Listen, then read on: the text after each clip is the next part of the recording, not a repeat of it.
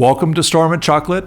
I'm Stormin Norman. Today's song is number 70, Making Love Out of Nothing at All by Air Supply from their greatest hits album of 1983.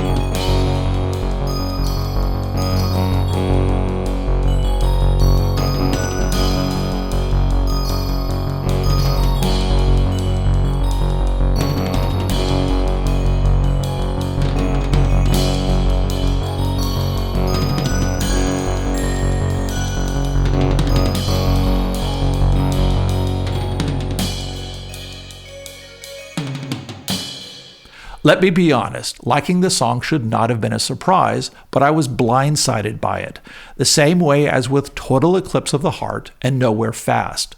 The common thread? They are all Jim Steinman songs, and by the time this song and Bonnie Tyler's came out, I was deep into Meatloaf's Bat Out of Hell, one of the dozen albums I bought when I returned from Germany. For those of you scoring at home, Bat Out of Hell has the subtitle Songs by Jim Steinman. So what is it that makes a Jim Steinman song? I think the best way to describe one is that it's operatic rock, or as rock writer Paul Stenning penned upon the auteur's passing, symphonic rock. Jim got his start writing musicals, and this is where he hooked up with meat. One of the driving instruments in the majority of Jim's songs, especially on Bat Out of Hell, is the piano, as that was Jim's weapon of choice. Now, Air Supply is world famous for soft rock and pop, what we might term yacht rock today, which is so far removed from the majority of Jim Steinman's songs I am familiar with, which is close to 20, that it seems unlikely there would ever be a crossover. But there was, and it is today's song, courtesy of Chocolate. Yay! Air Supply started in the early 70s by a trio of cast members in an Australian production of Jesus Christ Superstar. Chrissy Hammond, who played Mary Magdalene and whose family emigrated to Oz in 1958. Graham Russell, who had emigrated a decade after Hammond's family, was in the chorus. And Russell Hitchcock, the Melbourne native, was also in the chorus. I'm going to leave the detailed history of the group through the 70s for the video on Lost in Love, their breakout worldwide hit from 1979, and just touch on the high points between that event and today's song. I will note that my memory was incorrect as to the band's timing, as I would have sworn Lost in Love came out in 75 or 76. I was so wrong. By 1980, the two Russells, Graham Russell and Russell Hitchcock, whom I'm going to refer to as Graham and Hitchcock respectively, were the only permanent members, and the band Air Supply was known as a duo. Most tracks were written by Graham, and the pair shared lead vocal duties. For example, on Lost in Love, Graham sang the verses and Hitchcock the chorus. The album Lost in Love rose to number 22 in the US, spawned 3 singles, and is certified double platinum here. Their previous 4 albums did not chart outside of Oz, although the song Love and Other Bruises on the album of the same name remains their highest charting song in their home city of Oz. Their 1981 follow-up, The One That You Love, continued to ride the wave of Lost in Love, spawning 5 singles, hitting number 10 on the album charts in the US and Oz, and also achieving platinum certification in 3 countries. In 1982, Now and Forever was released, and now we might be seeing the result of this relentless album onslaught as it peaked at 25 in the US. It also had fewer singles, but still managed a platinum certification. Perhaps recognizing this fatigue in the market, their next album, the second eponymous Air Supply album, the first being the Oz-only 1976 version, came out 3 years later in 1985. It contained their last hit single in the US, the number 19, Just As I Am.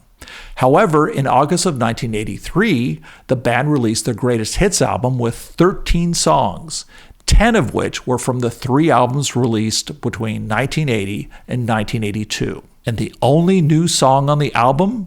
Today's song, Making Love Out of Nothing at All, penned by Jim Steinman.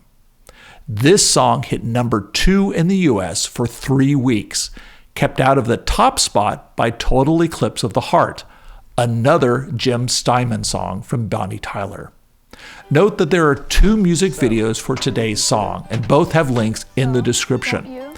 The first stars Graham Russell and his then wife, and the band, depicting him leaving for a tour, trying to get her to accompany him, and her refusing, implying that she won't be around when he gets back.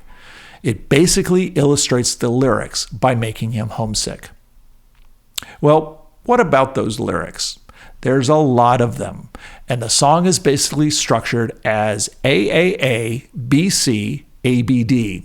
There are 4.5 verses, with the song starting with 3 of them, followed by the chorus. The last 1.5 verses are also followed by the chorus, which evolves into the outro. At the end of the first chorus is a bridge and a guitar solo. Actually, I think I'm going to modify this. I think it makes more sense to move the last 4 lines of the verses into the following chorus, because the point of view changes from the protagonist describing himself with a series of contradictory capabilities. And in the last 4 lines, he talks about her and how she makes love out of nothing at all. This means the structure is AAA, B, CA, B, with 2.5 verses at the start, followed by a longer chorus, the bridge, another full verse, and the longer chorus. Yes, the choruses are mostly different, except for the repeating last line, but work with me here. Here are the first 2 full verses. I know just how to whisper, and I know just how to cry. I know just where to find the answers, and I know just how to lie. I know just how to fake it, and I know just how to scheme. I know just when to face the truth, and then I know just when to dream. And I know just where to touch you, and I know just what to prove. I know when to pull you closer, and I know when to let you loose. And I know the night is fading, and I know the time's gonna fly. And I'm never gonna tell you everything I gotta tell you, but I know I gotta give it a try. That's a lot of words. The 2 verses basically run together, and for the most part, each pair of lines are in opposition. Face the truth and when to dream, or pull you closer and let you loose. Immediately following is the half verse, followed by the first chorus. And I know the roads to riches, and I know the ways to fame. I know all the rules, and then I know how to break them, and I always know the name of the game.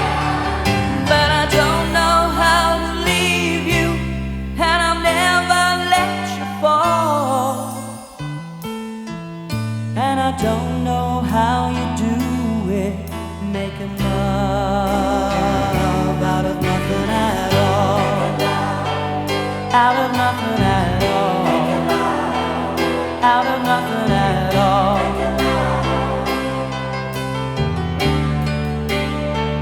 Out of nothing at all. Out of nothing at all. Out of nothing at all. Out of nothing at all. Even though we've brought it all down for the relatively simple chorus, it's about to get overblown, dare I say, operatic. The following bridge takes it up a couple of notches, leading to the guitar solo.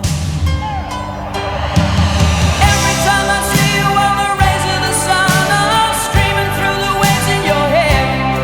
And every star in the sky is taking aim at your eyes like a spotlight.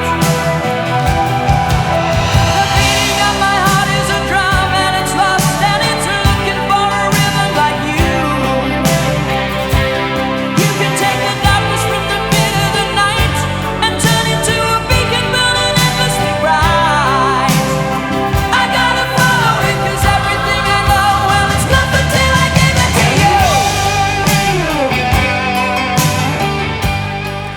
here we have the 23-second or verse-length guitar solo, and then we launch into the loudest verse yet.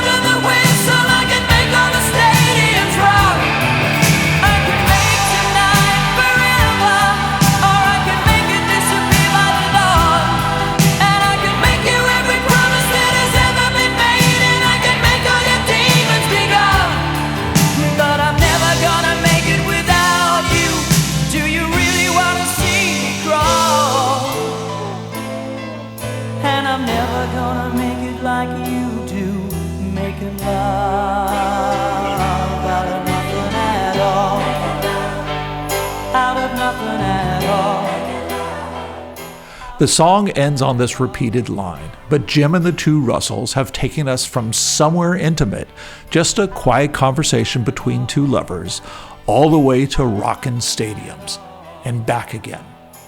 I wasn't aware of the song in the 80s when it first came out. I think I must have heard it on broadcast TV or seen it in some streaming program, and it niggled the back of my brain that it sounded so familiar. There were just too many words for it to be a coincidence. This is an allusion to the perfect marriage between Meat Loaf and Jim Steinman, where Meat was able to sing all the words that Jim was constantly shoving into tight spaces. I don't think that came out right. But Making Love has a lot of words, and some of them come fast and furious, especially in the bridge. As you can tell, Hitchcock sings lead throughout Making Love, starting at the low end of his range and hitting the top end during the bridge. Historically, I've had to sing falsetto to Air Supply's songs for Hitchcock's parts and normal for Graham's parts, which makes for interesting gymnastics. I hear the same kind of octave jumping from Chocolate when he sings in his office, except he chooses to go bassier instead of trying falsetto. So I have to say something because the way I discovered the song was pretty weird. So my dad and I have basically shared our interest in music for my entire life. And one of the things that I've done to try to move that forward is ask of him to share his iTunes library or his Apple Music app library with thousands of songs with me in the house, so I can play it on my Apple computers. But the problem is it doesn't work very well anymore. Used to work fantastically, and it stopped working at some point. But upon getting it working again, I started trying to look for all of the songs that I heard on the radio and that I've heard him play from his phone or his iPod in the car, all those for like for 2 decades. And I knew I'd recognize them when I heard them. So I was going through the list of his either favorite vocals or favorite music, and I hear all these hard rock and roll songs, and then I hear the piano of this when one of them is finished. Making Love Out of Nothing at All was just in the middle of a bunch of rock, and it caught me completely off guard hearing this song for the first time. And just sitting in my room with my headphones on, it was an experience like no other. And keep in mind, it was only a 128K MP3, so about the crappiest quality you could get, and it still blew me away. That's it. It's just fantastic. Well, that's it for the 1983 Air Supply hit, Making Love Out of Nothing at All, from songwriter James Richard Steinman. The second song from Old Jimmy we've covered. Let us know in the comments if you remember which one was first. Next time, we'll travel along the Cinnamon Road to Hyperborea in a crazy psychedelic tangerine dream. Yes! We'll see you then. Bye-bye.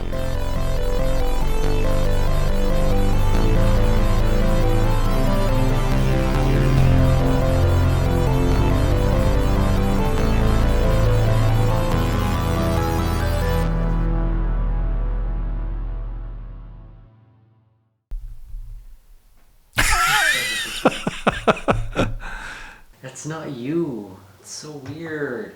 Yeah, thanks. You didn't say anything about the sideburns. Sideburns that I shaved off the first time. That I've had for 4 days. For those of you... Let me be honest. Liking the song should have...